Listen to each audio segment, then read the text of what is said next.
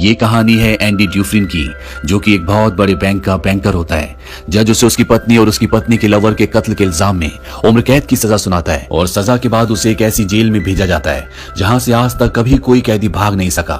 इस जेल का नाम होता है शॉशैंक रिडेम्पशन। इस जेल में ऐसे ऐसे कैदी होते हैं जिन्होंने अपनी पूरी जिंदगी इसी जेल में बिता दी है। जब वो इस जेल में आए थे तो बाहर की जिंदगी अलग थी और अब बाहर की दुनिया पूरी तरह से बदल चुकी है। जेल में पूरे 20 साल हो चुके हैं। एंडी रेड से कहता है कि उसे एक हथौड़ी और एक एक्ट्रेस का बहुत बड़ा पोस्टर चाहिए। रेड एंडी से पूछता है क्या तुम उस हथौड़ी से जेल में सुरंग बनाना चाहते हो। एंडी कहता है जब वो हथौड़ी आएगी तुम खुद समझ जाओगे। रेड एंडी को यहाँ पर आगाह भी करता है। वो उसे 3 कैदी दिखाता और बताता है कि उन तीनों की तुम पर गंदी नजर है। एंडी कहता है कि अगर मैं उन्हें बता दूं कि मैं गे नहीं हूं तो। रेड कहता है इससे उन्हें कोई फर्क नहीं पड़ता। एंडी के कहने पर रेड उसके लिए हथौड़ी मंगवा देता है और जब वो हथौड़ी देखता है तो मन ही मन सोचता है इस हथौड़ी से जेल में सुरंग बनाने में 600 साल लग जाएंगे। दरअसल एंडी को पत्थर तराशने का शौक होता है और इसीलिए उसने ये हथौड़ी मंगवाई होती है। एंडी तक इस हथौड़ी को पहुंचा दिया जाता है। अब कुछ दिनों और उसका शारीरिक रूप से शोषण करते हैं। ये सिलसिला अगले 2 साल तक इसी तरह से चलता रहता है। एंडी ने कभी इसकी किसी से कोई शिकायत नहीं की। उसके शरीर पर हमेशा चोटों के निशान रहते और चेहरे पर एक अजीब सी खामोशी।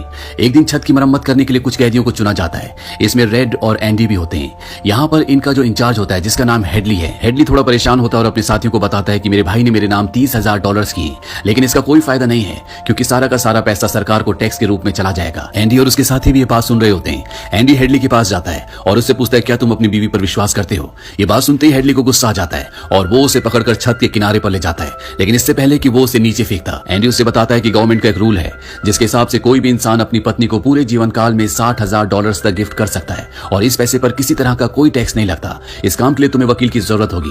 ये काम मैं तुम्हारे लिए फ्री में कर दूंगा। बदले में तुम मेरे सभी साथियों को 3-3 बियर्स पिला देना। और अब सबसे हैरानी की बात यह होती है कि वार्डन को वो हथौड़ी नहीं मिलती जो एंडी ने रेड से मंगवाई थी। वार्डन यहाँ से निकल जाता है पर कुछ ही पल बाद वो लौट कर आता है और उसके हाथ में जो एंडी की बाइबल होती है वो उसे लौटाते हुए कहता है कि मुक्ति इसी में है। वार्डन एंडी से इंप्रेस होता है, इसीलिए वो उसे अपने ऑफिस में बुलाता है और उसे असिस्टेंट लाइब्रेरियन बना देता है। लाइब्रेरी में एक बूढ़ा आदमी होता है जो कई सालों से लाइब्रेरी को संभाल रहा है और एंडी को उसके अंडर काम करना है। साथ ही एंडी यहाँ पर दूसरे ऑफिसर्स की ITR भरना भी शुरू कर देता है। जैसे जैसे साल बीतते हैं एंडी के पास काम बढ़ता ही चला जाता है। पर जब उसे पता चलता है कि एंडी ने आज तक कई लोगों की मदद की है तो वो उसके पास जाता है और उसे कहता है कि वो अपनी हाई स्कूल की पढ़ाई पूरी करना चाहता है ताकि जेल से निकलने के बाद वो अपनी बीवी और अपने बच्चे के साथ एक अच्छी जिंदगी जी सके। एंडी इसमें उसकी मदद करता है। एक दिन टॉमी रेड के पास जाता है। उससे पूछता है कि एंडी बहुत इंटेलिजेंट है, वो इस जेल में क्या कर रहा है। रेड उसे बताता है कि उसने अपनी पत्नी और अपनी पत्नी के लवर का कत्ल किया था। वो एक बहुत बड़ा बैंकर था। ये सुनकर टॉमी पूरी तरह से शांत हो जाता है और अगले पल टॉमी के सामने एंडी और रेड होते हैं। टॉमी उन दोनों को बताता है कि एक बार वो एक जेल में गया था जहां पर उसे कैदी मिला था। उस कैदी ने बताया कि एक रात को एक घर में चोरी करने गया। उस घर का ओनर जाग गया और उसने ओनर को और उसकी पत्नी को गोली मार दी। बाद में उसे पता चला कि वो दोनों पति पत्नी नहीं थे बल्कि लवर थे।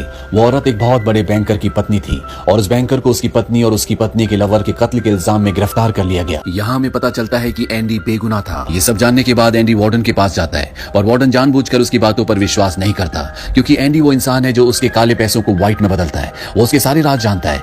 एंडी उसे इनडायरेक्टली धमकी देता है कि मैं तुम्हारे काले पैसे के बारे में किसी को नहीं बताऊंगा। ट्री में डाल देता है और साथ ही टॉमी जिसकी गवाही से एंडी रिहा हो सकता है, वार्डन उसे गोली मरवा देता है। इसके बाद वो एंडी के पास जाता है और उसे कहता है कि टॉमी ने भागने की कोशिश की थी इसीलिए उसे गोली मार दी गई। एंडी जानता है कि वार्डन झूठ बोल रहा है। वो कहता है कि आज के बाद मैं तुम्हारा काम कभी नहीं करूंगा।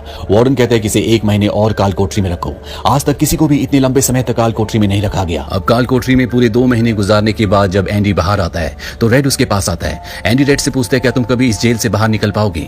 रेड कहता है शायद जब मैं बहुत बूढ़ा हो गया हूँ और मेरे दिमाग ने काम करना बंद कर दिया हो तब। एंडी कहता है कि मैं यहाँ से निकलकर जिवातने और जाऊंगा। ये मैक्सिको में समंदर किनारे एक बहुत खूबसूरत जगह है। कहा जाता है कि इंसान अपने आप को यहाँ पर खो देता है। मैं वहाँ पर अपना रेस्टोरेंट खोलूंगा, समंदर किनारे अपनी नाव को रिपेयर करूंगा और दोस्तों के साथ गहरे समंदर में मछली मारने के लिए निकल पड़ूंगा। रेडी सुनकर परेशान हो जाता है। वो कहता है कि उम्मीद बहुत खतरनाक चीज होती है, ये इंसान को पागल तक कर देती है। तुम्हें सच्चाई की दुनिया में वापस लौटना होगा। मैक्सिको यहाँ से बहुत दूर है। एंडी कहता है कि तुम सच कहते हो। अब मेरे पास सिर्फ 2 ही रास्ते हैं, या तो मैं घुट घुट कर जीऊं या मर जाऊं। जाने से पहले एंडी रेड से कहता है कि तुम वादा करो कि तुम मेरा एक काम करोगे। रेड कहता है कि हाँ मैं जरूर करूंगा।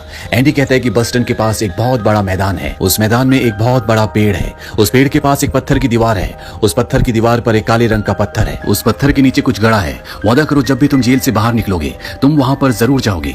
रेड कहता है कि मुझे क्या पता। इस बात पर वार्डन को बहुत गुस्सा आता है। वो कहता है क्या वो कोई भूत था जो रातों रात यहाँ से गायब हो गया और पीछे छोड़ गया एक कंकड़ पत्थर और दीवार पर यदनंग की तस्वीर। उसके हाथ में जो पत्थर होते हैं वो उनकी तरफ फेंकना शुरू कर देता है और एक पत्थर वो उस पोस्टर पर भी मारता है जो दीवार पर लगा होता है, पर पत्थर टकरा कर नीचे नहीं गिरता बल्कि पोस्टर के आर पार हो जाता है। और जब वार्डन उसके अंदर अपना हाथ डालता है तो वो देखता है कि एंडी ने वहां पर एक बहुत बड़ी सुरंग बना रखी होती है, जिसे देखकर सब हैरान हो जाते हैं क्योंकि ये दीवार बहुत मजबूत होती है। बिना मशीन के इस दीवार पर सुरंग बनाना लगभग पूरी तरह से नामुमकिन था, पर एंडी नामुमकिन को मुमकिन करके यहाँ से भाग गया होता है। इसके बाद सभी गार्ड्स उस तरफ जाते हैं जहां से एंडी बाहर निकला था। वहां पर उन्हें एंडी के पुराने कपड़े, एक साबुन, एक कंघी और वो हथौड़ी जो आज से 20 साल पहले एंडी ने रेड से मंगवाई थी वो मिलती है। ये वही हथौड़ी होती है जिससे पिछले 20 सालों से एंडी जेल में अपनी सेल की दीवार पर सुरंग बना रहा था। साथ ही वार्डन ने अपने कपड़े जो उसे प्रेस करने के लिए दिए थे, एंडी उन कपड़ों को अपने कपड़ों के अंदर पहन लेता है। साथ ही उसके जूते जो वार्डन ने उसे पॉलिश करने के लिए दिए थे, एंडी उन्हें पहनकर वहां से निकल जाता है। रात को जैसी सारी लाइट्स बंद होती है एंडी उस सुरंग से बाहर निकलता है। इसके बाद वो एक गटर का पाइप तोड़ता है और उस गटर के पाइप में रेंगता हुआ वो उस जेल से जहां से आज तक कोई भी कैदी नहीं भागा वहां से भाग जाता है। हालांकि एंडी जिस गटर के पाइप से रेंगता हुआ बाहर निकला था वो 2 फुटबॉल ग्राउंड के बराबर लंबा था। अगली सुबह एंडी उस बैंक में जाता है जहां पर वार्डन का सारा काला धन होता है। ये धन एक ऐसे आदमी के नाम पर होता है जो इस दुनिया में है ही नहीं। अगली सुबह ये खबर अखबार में छप जाती है और जब वार्डन तिजोरी खोलकर देखता है तो उसमें उसके डॉक्यूमेंट्स नहीं बल्कि बाइबल होती है। बाइबल के पहले पेज पर एंडी ने लिखा होता है कि तुमने सही कहा था, मुक्ति इसी में है। और जब वार्डन पेज पलटता है तो वो देखता है कि वहां पर हथौड़ी का एक निशान होता है। दरअसल एंडी ने पेज को हथौड़ी की शेप में काटकर एक सांचा बनाया होता है जिसके अंदर वो अपनी हथौड़ी छुपाया करता था। और आज से 20 साल पहले जब वार्डन पहली बार एंडी की सेल में गया था और उसने एंडी की बाइबल उसके हाथ से लेकर वापस उसे लौटाई थी, उस वक्त भी वो हथौड़ी इसी बाइबल के अंदर थी। अब वार्डन का पूरा चिट्ठा खुल चुका है। पुलिस उसे गिरफ्तार करने के लिए आ रही होती है और इससे पहले कि पुलिस उसे गिरफ्तार करती वार्डन अपने आप को गोली मार देता है। कुछ वक्त बीतने के बाद एंडी के दोस्त रेड की सजा को भी माफ कर दिया जाता है। उसे एक नौकरी दिलाई जाती है। रेड भी उसी कमरे में रहता है जहां पर लाइब्रेरियन ब्रूक्स रहा करता था और रेड भी अपनी जान देना चाहता है, पर तभी उसे अपना वो वादा याद आता है जो उसने एंडी से किया था और वो उस बड़ी घास के मैदान में जाता है जहां पर एक बहुत बड़ा पेड़ होता है। साथ ही पत्थरों की दीवार भी होती है। उस दीवार पर एक काला पत्थर होता है और जब वो उस पत्थर को उठाता है तो उसके नीचे एक बॉक्स होता है। उस बॉक्स के अंदर कुछ पैसे और एक लेटर होता है। ये लेटर एंडी का होता है। उस लेटर में लिखा होता है तुम्हें उस जगह का नाम याद है जो मैंने तुम्हें जेल में बताई थी। तभी रेड कहता है ज़िवातनेर। वो कहता है कि तुम उस जगह पर आ जाओ, मैं तुम्हारा इंतजार कर रहा हूँ। इसके आगे एंडी ने लिखा होता है कि उम्मीद अच्छी चीज होती है, बल्कि सभी अच्छी चीजों में सबसे अच्छी, और अच्छी चीज कभी नहीं मरती। इसके बाद एंडी उस जगह पहुंच जाता है, बल्कि उसने वो सब कुछ भी पा लिया जो अपनी जिंदगी में पाना चाहता था। ये हॉलीवुड की आज तक की सबसे हाई रेटिंग मूवी है। उम्मीद करते हैं कि ये कहानी आपको पसंद आई होगी।